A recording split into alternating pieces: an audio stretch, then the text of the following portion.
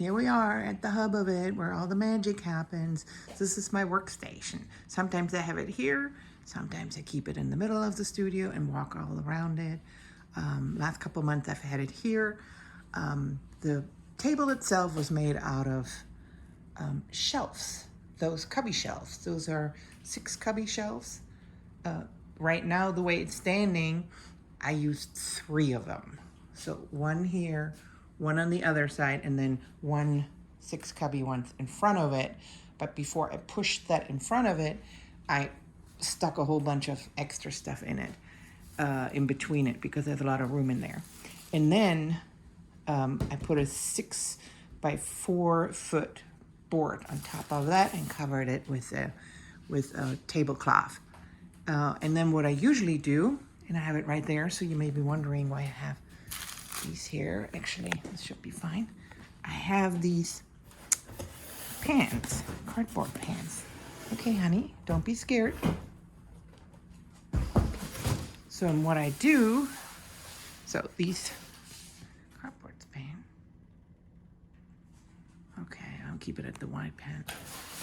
They're pretty much, this is the biggest, 4 by 4, but they fit pretty good on the table, and I use them as my catch pans. But I line these out usually with a couple of these same tablecloths, so that way it doesn't soak through so fast, and I can use the skins that are coming on there. So yeah, so I have this, and then drape those around it, and then I usually keep like these buckets.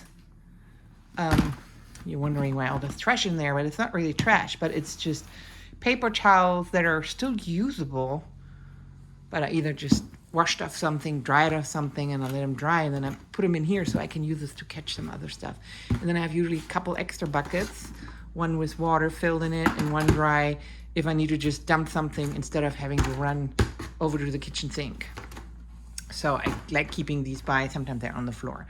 So, but my workstation, other than that, so I have all this other room here. These are like do-over canvases, or I can do a trial on something if I don't know if I want to try a new glaze, which I kind of have here. I don't do resin, but I have some of the acrylics. Now, here we go. This is my little mishmash kind of thing. So this is stuff, just, cardboards and packaging stuff. But I like using these, old business cards from, this was my cookie business stuff. These are great for swiping, so don't throw it out. Ooh, there's a little thingy in here. I always just like to hang on to something that has a straight line so I can do a little touch-up or something. But also, I have some of these in here, like baskets and other shelves, and these are great. Here, look, you see my little table that I had mentioned before? So what I can do, let's see here, I can click this in, and now I can put something in it. So when I have all my paints prepared and stuff, so this is really adjustable. This is why I like the wire racks. I'm in love with wire racks. So you have another unit here, like this. So I could, for example, let's use the other side for that. I could put one below. I can only do it on the long sides because of the size of it. So I could actually, if I wanted to, put some, they usually fit in better, but Life TV, put some tubes or something in it. The other one I use also is this one. Okay, where is it? Here. Ooh, I like this one. This is great. And this is what I used to use in my salon. When I had my hair salon, I used to do organic vegan hair. And now I have this, and I can put a little cup, a container, my paintbrushes and stuff in here, depending on what I'm doing. So this belongs actually to a styling cart that I had. And then I have some more extra wire baskets, which love to hang like these. Like, see, it's the same as this. Those are perfect. I love the wire racks. But anyway, so we have all of that. And then while we're talking about Wire-X, we talked about these before in a different video. And what I did, these are originally were this height, this size shelf comes actually with 3 of these. And I bought 5. So what I did, I put all the shelves on 2 of these. So that makes it a great drying rack. And as you can see here, you can actually extend them, and you can also I can move it somewhere else. Now this is a smaller one that's still easy to carry. I used to do it on the big ones, which I had on rollers. So, and right now, I can just push it back together as I need it. And if I don't want anything falling through, I may just use one of my shelves there that I have. So, or one of the mats, you know, those plastic mats. So, and that's it. Here we go. So, love these. I like wire thingies. Now, one thing I cannot be without are the mats. The mats are the fatigue mats. I got them from Costco. Those are the runners. So they're 20 by 60. It feels like heaven, especially since this is a concrete flooring. So this floor is on top of a concrete floor. This used to be a garage. So anyway, so all of this. And then, oh, since we were over here, why don't we just do in here real quick? This is another cubby. It's a little bit different than the ones I have in the studio itself. On the main floor, these are the they were a little less expensive, but it's just like odds and ends and empty smaller canvases and stuff like that. So there we go. And then this is my paint hanging system.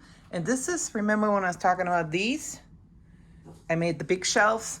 These are actually leftovers. The big shelves. And I got those at Costco way back then when they had them on sale. And then I get a lot of these little hooks. I got extras somewhere. I don't know, I keep them in all kinds of places, but I have enough. I always have something if I need something hanging up. So kind of like to use tubes like this, but hey, even if I have good paint, I make room for it. But anyway, so just going real quick back to my table. So my table right here. So these are paints I bought probably a couple of years ago. My butane one that I need to learn how to fill that one up, because I got the big one and that was easy. So there's my tools back here, you know. Okay, I'm kind of getting sidetracked. And some of my glues and stuff. I really don't use a lot of the additives anymore, but I got into the block painting and I needed the GAC, and I bought another one, and then I didn't end up doing it. I do that a lot. I start some projects and then I'm like, oh, okay, let's move on to something else. So it's around here.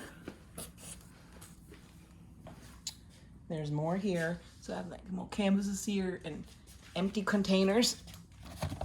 These are empty. Got them from the dollar store. So when I pre-mixed this paint. This is about a gallon. I think 3,500 milliliters.